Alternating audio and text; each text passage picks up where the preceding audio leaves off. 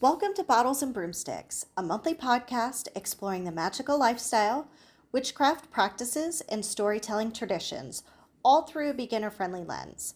I'm Bree, and my co host Kelly and I bring warmth, curiosity, and approachable magic to each episode. Each month, we share practical tips, simple spells, and enchanting folklore to help you bring more magic, intention, and wonder into everyday life. So fill your glass and grab your broom, and let's get started.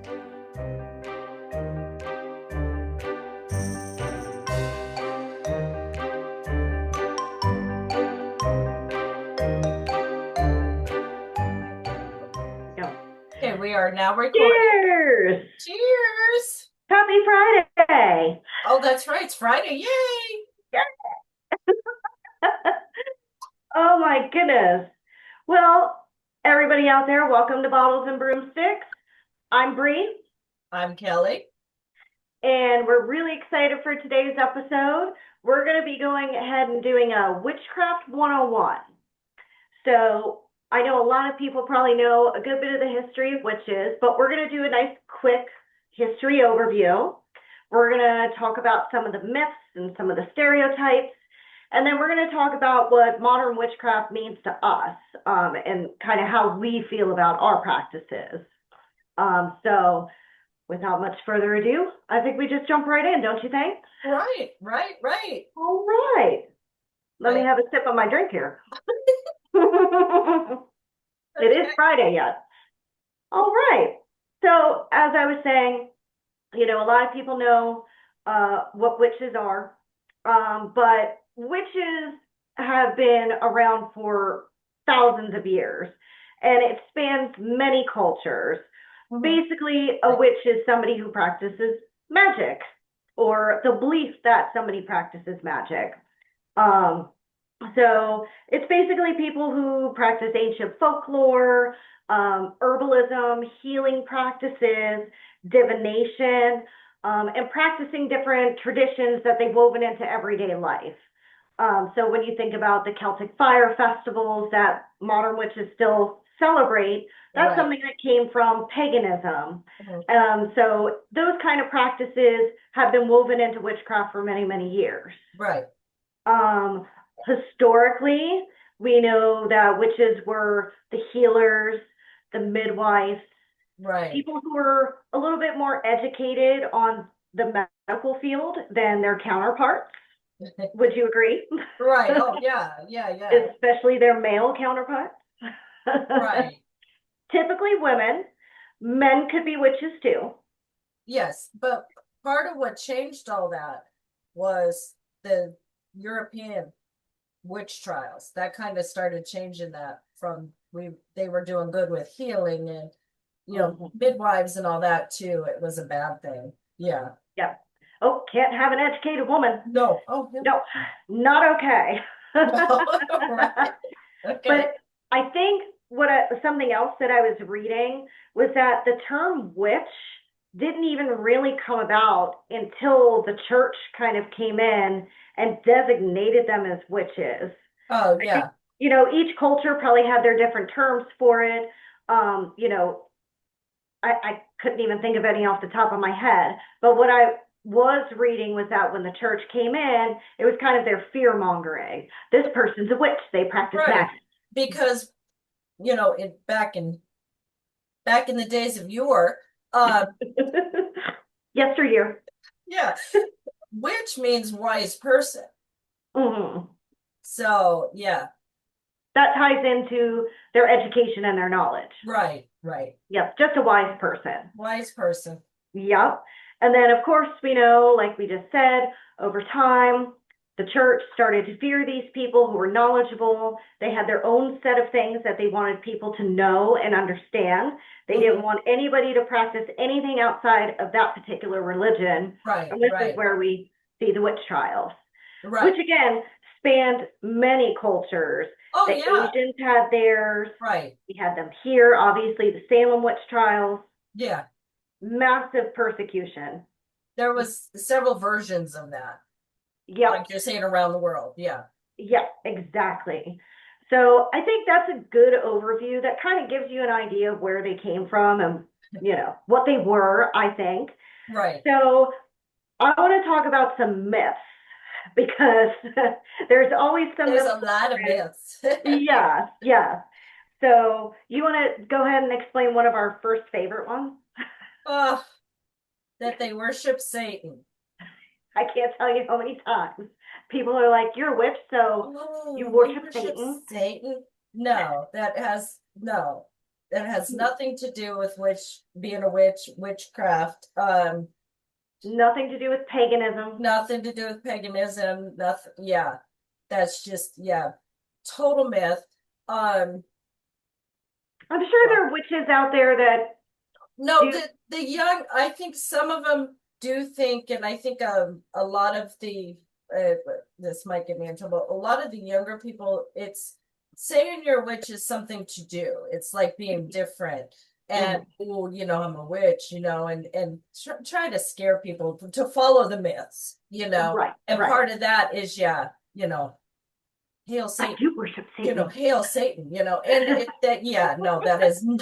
I Well, would have to say that from what I have noticed as I've been in the circles, is that most witches practice a hint of paganism in some form, and paganism by definition is just worshiping multiple deities. yes. So you can have actually Christian witches who roll God and Jesus into their practice, Oh, but it's yeah. There are a pretty lot of Christian rare witches. that one is going to say that Satan is part of those studies. Yeah, no, no, not at So all. from now on, no, we don't worship Satan. No, we don't. And We don't sacrifice chickens. no, We no, don't, yeah, there's none of that going on. no, not in most modern witchcraft practices. No. And that brings me to the next one, which is so you're in a cult. Oh, yeah. And personally, I've been really getting into the cult research stuff. Right. Netflix has tons of documentaries and stuff. And while there probably are satanic and pagan cults out there, Oh, the yeah. the general thing is that witchcraft is an individual practice. We don't have a leader who is telling us what we can and cannot do. No. We are not in a high mind control group. We think for ourselves. And I think that's one of the biggest sellers of it not being a cult is Right. that Right. we aren't paying money into this. We're not tithing. We're not worshiping somebody who says he's the Messiah on earth. We're almost worshiping ourselves. It could be a cult of one, but I was actually, yeah, I was going to say that. I mean, when you say groups, let's clarify there are covens, but yeah, again, they don't run as a cult. Yeah. right. Like No. I said, I'm sure there's probably a group out there. There's so many cults out there, and there's probably some guy out there saying, "I'm Satan, worship me. We're pagans," and they're Yes, paying money into this and fully believe it and can't leave or whatever it is. But right. generally, no. Most witches are practicing solitary. They might join a coven as a communal way to share energies and connect with each Right. other. Yeah. Right.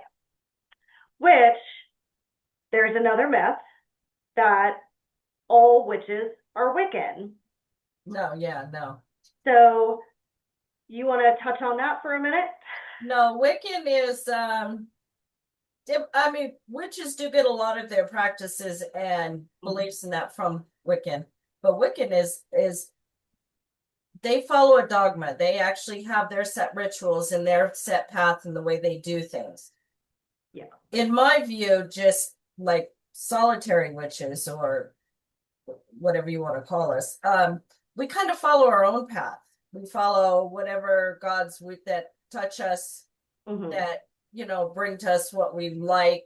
Uh, Wiccan, I'm sure they do some of that, but it is more, how do I want to put it, regimented. Yeah. You Mm-hmm. know, It'd be almost like if you went to a Christian church or a Jewish synagogue, But yeah, where you're probably going to have, a service in some way. you're going to have certain things where, like in the Episcopal Church where you kneel and you stand, Right. and that they're going to have that kind of stuff. Right. Yeah, witches don't. But again, a lot of witches aren't Wiccan. Right. And that is a myth.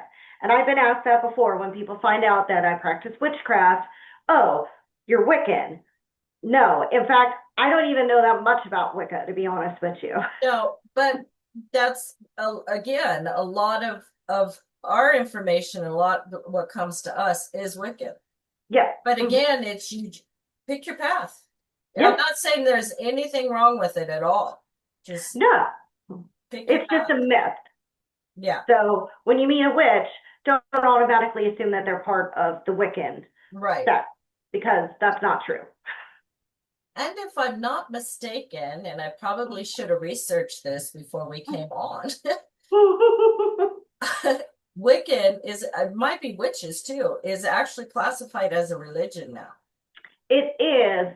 And actually, I have a number. Hold on, I wrote it down. So it's a study from 2014. So obviously the numbers could be very, very different. Oh, yeah. But it was a Pew Research study in 2014 that found that 1 to 1.5 million people in the US practice Wiccan, paganism, or witchcraft. Wow. So it's a large group of people that study these practices. And it's growing. I mean, can you imagine the number now? It's growing. Which I couldn't find. And I think part of that is, you're not going to go to voter registration and be like, Wiccan. Okay, can we do that? Can we add that? I mean, I'm fine with that. Right? Let's start a petition. We'll just write it in instead of independent or whatever else it says, Wiccan. Right. Write in my person, Thor. I vote for Freya. Right. But that's also part of, this study came from 2014. We're not registering this. This is such a highly personal practice. Really is, yes. There's really no way to gauge how many people actually practice, so just keep in mind there's a large group of us out there. We're not all part of a group. We're all very much on our own individual path. And like you said, that there are a lot of people that don't say anything because of some of these myths, you know? Yeah. It's unfortunate. Which actually brings me to not necessarily a myth, but let's talk about some of the stereotypes. Because I think that's where a lot of people who do practice witchcraft won't come out and say it because they don't want to be stuck into a group, just like these other myths. But we think about media, movies, TV, when you read news stories and things that pop up, it's always the pointy hat. Or you watch The Craft and you see them practicing black magic and, I love that movie, spirits to bring somebody from the beyond. Hocus Pocus. They come back to life after how many years and all they're going to do is eat the children. Like, we've had so many of these. I remember growing up watching Nick at Night and watching Bewitched. Oh, I love Bewitched. Love Bewitched. And I think out of the media portrayals between her and I would say Practical Magic and maybe even Sabrina the Teenage Witch. Yeah. They were probably some of the closer representations to what witchcraft kind of is. Right. I have to agree. But I think the craft resonated, and I remember in school because that was the 90s, and then all of a sudden every girl at my school was Wiccan. Because it was cool. These empowered, powerful women, and they have the ability to change people's fates and make things happen that they want to. I know they can change their hair color. I love that when she's like, I know. I'm blonde. I love that. I wish I could do that. Right? Oh my God. But a lot of stereotypes. And really, what I have found is if you do run into a witch, it's probably the old woman next door in her jean overalls and big sun hat tending her herbs in her Right. herb garden. Or it's probably like you or I in our kitchen making soups and breads for our family and putting our intentions into it. Or We're it's not your, all walking or around it's your happy. coworker sitting at the desk next to you that you just, I mean, you don't know. And it's, Yep. it's a shame when people do have to hide something that, um, for me personally, I didn't hide it, but I didn't talk about it a lot because for me, it was very personal. And it was almost like I had this great secret that I Yeah. was gatekeeping. I didn't want, you know, Yeah. but yeah, I got over that. Obviously, I got I over that. think I think we're mostly both out of the broom closet. That's Yeah. I like that. But Bria, do you know the history of the pointy hat? The witch's pointy hat? I do not. I know the Broadway version. The From Broadway. Wicked.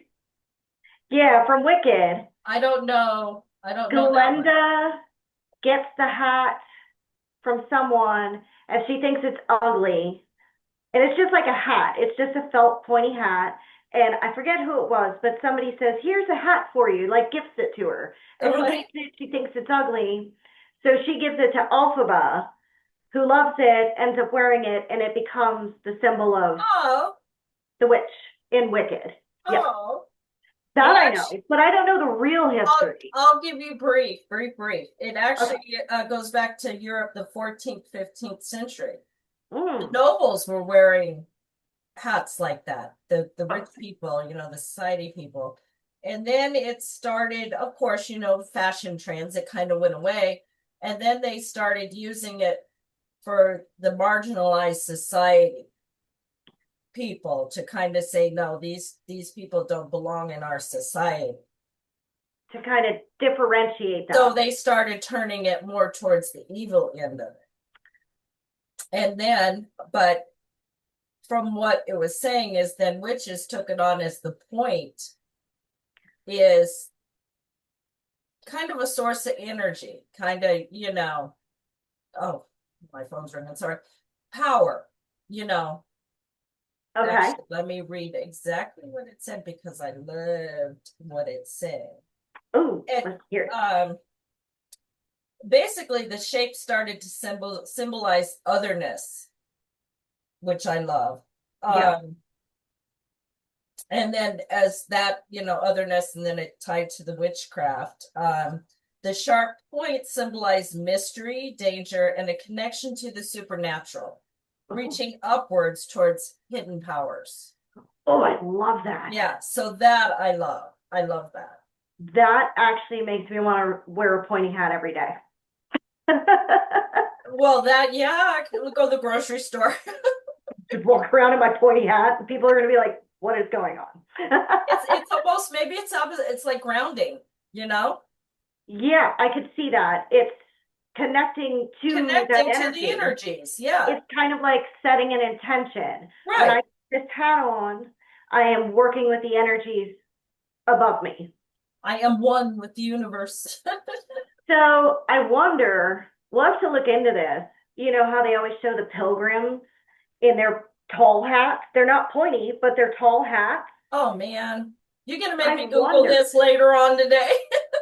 I wonder, because they hated witches, obviously. They killed a bunch of them. So it just Right. makes me wonder, because that was Europe. I'd be interested to see if there was a connection with that somehow. We'll have to look into that. Well, your name is Google Witch, so get on that. I love Google. Oh my Oh, goodness. I No, know. that's a great little piece of history. I Oh, love that. history. You Yeah, just assume like that's just what they wear. You don't question it. So I love to learn I that. have That's great. never, till a couple months ago, questioned it. Never. I think this would be a great future episode to talk about some of the accoutrements that we do Oh, associate with witches, like right. broomsticks, the familiars, that sort of thing, and why they started. And we'll have to research all that and do an episode. We're I gonna like do that. research for the people. I will be Googling my little butt off. Oh But my. I think I can't really think of any other myths off the top of my head that Oh, I'm are sure. Yeah. so poignant as those. Right. Those are important ones. Yeah, You this know. these are ones that really try to marginalize and Right. differentiate, Hmm. but I think that covers most of the big ones. The big ones. Yeah. So what I want to know is, as witchcraft has progressed and we both have been practicing, what do you feel modern witchcraft is, and how do you incorporate that into your practice? For me, modern witchcraft is basically finding your peace. That for me, it's always been about finding my peace Mm-hmm. in this busy world, and in especially, I live in a city that's, you know, unlike Google Witch over here who has greenery and all that. That for me, I seek it out, and for me, witchcraft is my inner peace.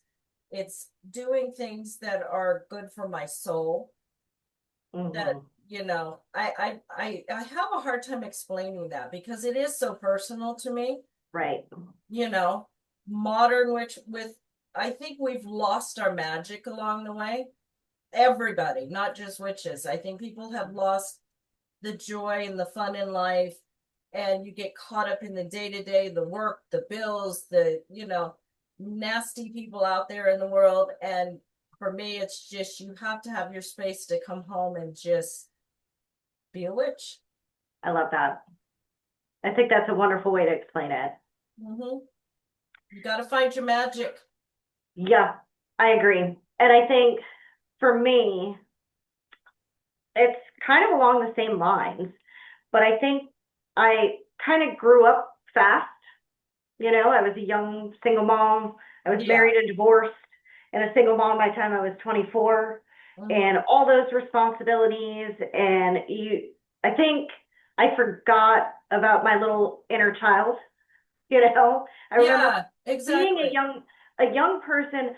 I think you probably remember that I love to read astrology. I love to read my Mhm. horoscopes. I like to play in the dirt and be out in the woods and collect leaves and just that sense of wonder. And when you have to grow up so fast and you have to be so responsible so fast, that's part of why we lose our magic, Oh, yeah. you know. And so for me, the journey has kind of been about reconnecting with that inner self. Hmm. And like, it's almost like play. Oh, Like, yeah. I take it very seriously because it does bring me a huge sense of relief and peace, and it's mine, and I can create it for what I want it to be. But Right. part of what it's done is open me up to like go outside and collect pine cones again. Hmm. Like, I haven't done that since I was a kid. This is so much Right. fun.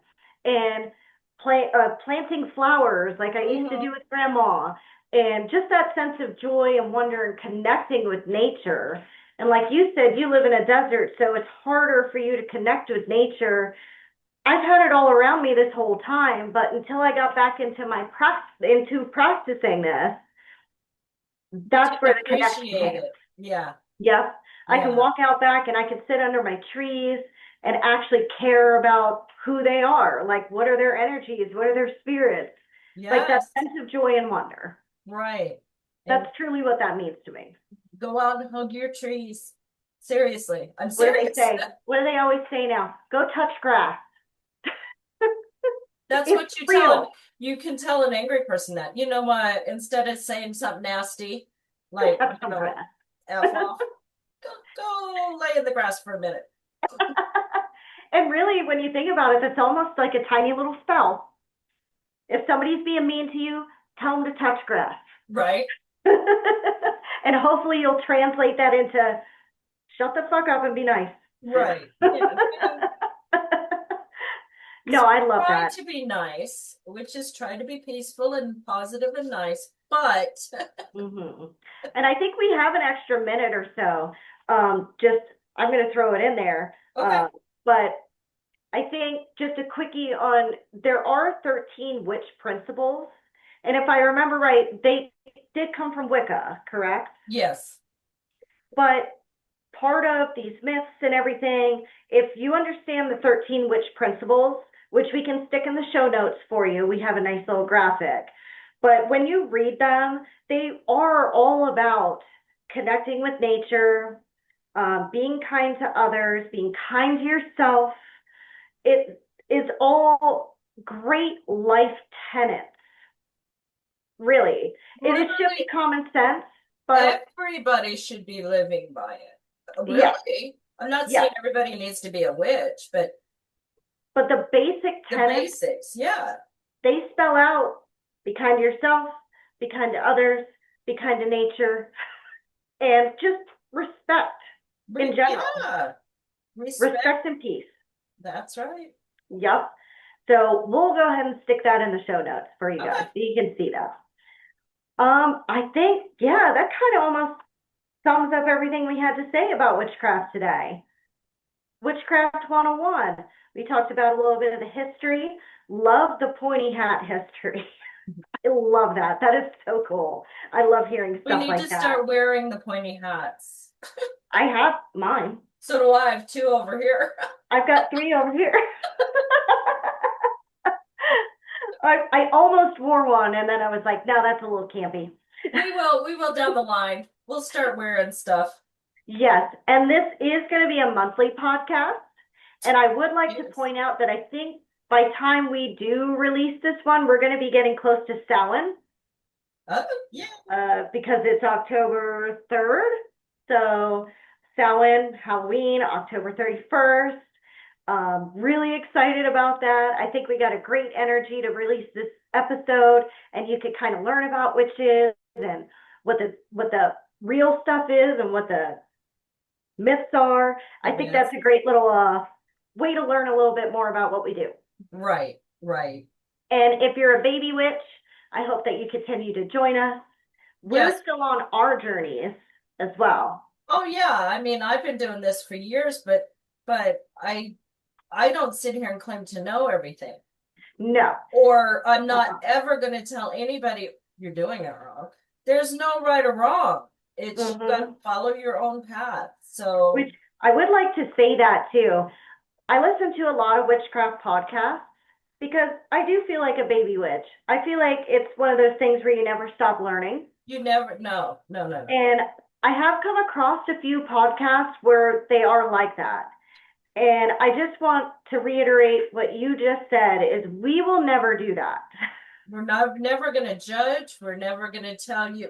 We don't claim to be professionals. Mm-hmm. We're just here to be funny, hopefully sometimes, and to give you some tidbits of information. And and maybe we'll get to a point where we can bring others in. I would love that. Baby witches that want to talk on camera and do this. Yeah, we're open to all those kinds of suggestions. And yep. I would like to hear from some herbalists. Oh, right. I'm learning more about it. I would love to hear more about that. Right. Crystals, if you got experience with crystals, anything like this, like we said, it's your path. And this is a great collaborative space for us to talk about that with you and get to know you like you get to know us. Right. And we could try some of your ideas too. Yeah, God, that's why we're like you, Bria, reading and watching podcasts and that we like new information. We like decorating information. We like any of that witchy stuff. Yeah. And I think that is actually a big cornerstone of witchcraft. And I heard another witch say it on a podcast the other day, is that you got to read, you got to learn. That's one of the basics of witchcraft. It's that thirst for knowledge. It's that, what was it? Wise person. Wise person, yeah. You don't get wise if you stop learning. So I think that's a great way to end this. Go out there, read your books, listen to some podcasts, listen to this one.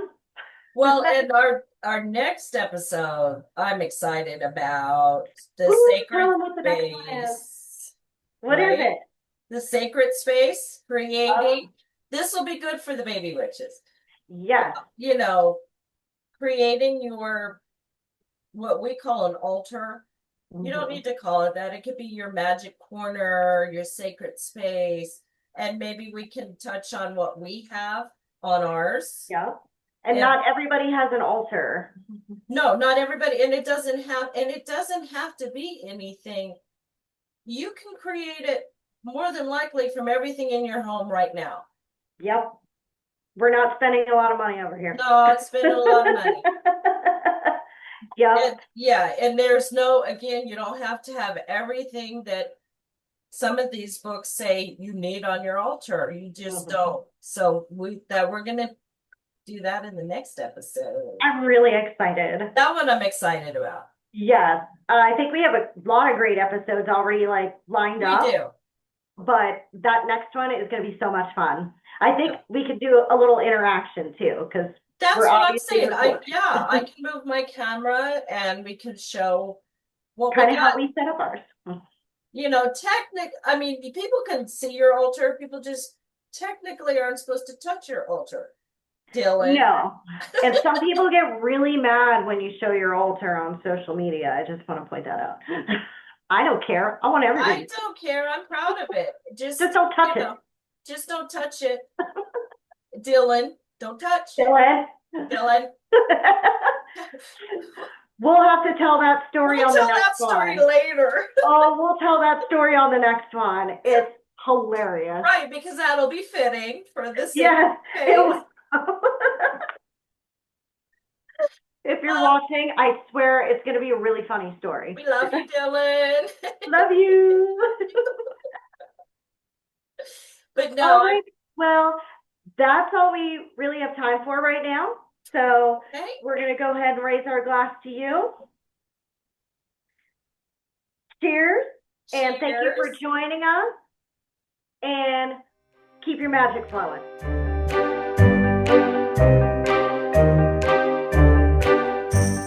The candles are dimming and our circle closes for now. Thanks for sharing your time with Bottles and Broomsticks. Follow or subscribe so you don't miss our next gathering, and leave a few words to share your thoughts. Until next time, keep your magic flowing.